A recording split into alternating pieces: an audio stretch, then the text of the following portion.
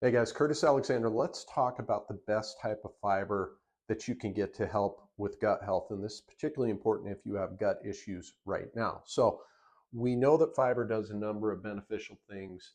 Uh, and one of those, let's start with it. It sounds gross, but for example, for people that eat a ton of protein, that can actually putrefy in your colon and begin to ferment. Fiber can help protect against that process.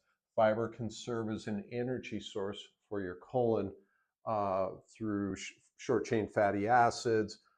It can carry out and dilute toxins, and then it can also increase non-pathogenic bacteria, decrease pathogenic, so that good bad bacteria, it's going to help that.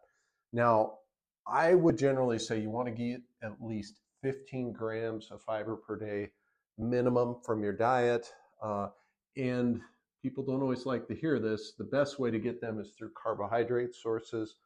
Um, I haven't seen any evidence to go against that. And so that begs the question, what would be the top sources? So I kind of have two go-tos right away. These are particularly go-tos for people if you're having gut issues right now. If not, all these are on the table, but gut issues start with these top two. The first one would be organic, either raw or cooked. You can start out with raw, see how you do. Most people tolerate carrots very well. So organic or raw cooked carrots. I would do multicolored carrots. The reason being, if you're only eating orange carrots, you can get too much beta carotene. So it kind of helps to mix up the colors. Um, the thing I like, they're well tolerated. They're also low on the FODMAP scale, which is important for some people. The second option, not quite as good, but I like it, is pumpkin and squash. Obviously, it has to be well cooked, also tends to be well tolerated, and also low FODMAP. Now, we have other options for fiber rich foods. These may not be best choices for people if you're having gut issues, but if you tolerate these, here's some other ones you can use. One of which you can do a cucumber. I would peel it. A lot of people can't tolerate the skin. Fruits are a good option, but your mileage will vary with how you tolerate some fruits. Some people have to cook them well, some people have to skin them. It really depends. And some fruits can contain anti-nutrients as well, not as much as veggies, which we'll talk about in a second. Actually, we'll talk about right now.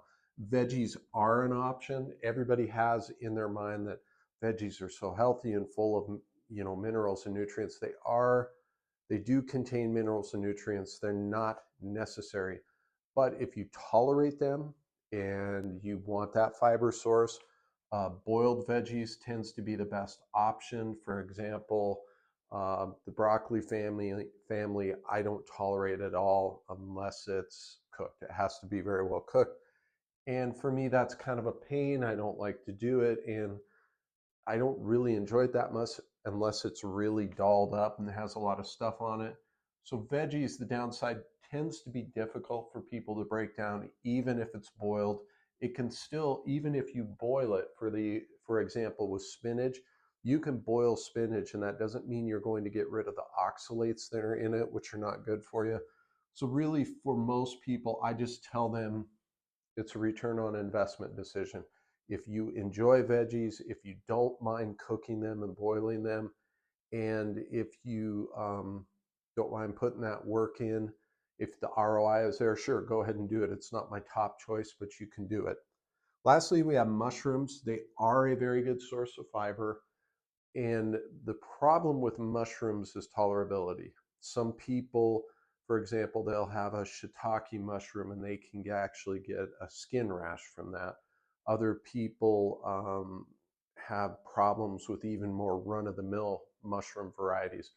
Some mushroom varieties cause gas and bloating because of the type of fiber in it can do that to those people. So they're a great food. It's just a tolerability issue. If you can tolerate them, knock yourself out. They're a great fiber source. But again, just kind of reiterating, I would start with the multicolored carrots. I think that's a great choice. If raw kind of doesn't agree with you as well as you'd like, go ahead and boil them, then the pumpkin and squash, and then kind of go down the list. So let me know in the comments if this was helpful, if you've tried some of these foods, and your experience with them, if you're having gut issues.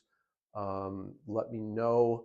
This is one of the reasons why I encourage people to stay away from fiber supplements, because they're generally not doing a great job with their diet. So let me know in the comments. Also, remember, go grab your free checklist in the description. I go over 11 other natural therapies that I personally use and recommend. So make sure you grab that, and I will see you in the next one, guys. Thank you.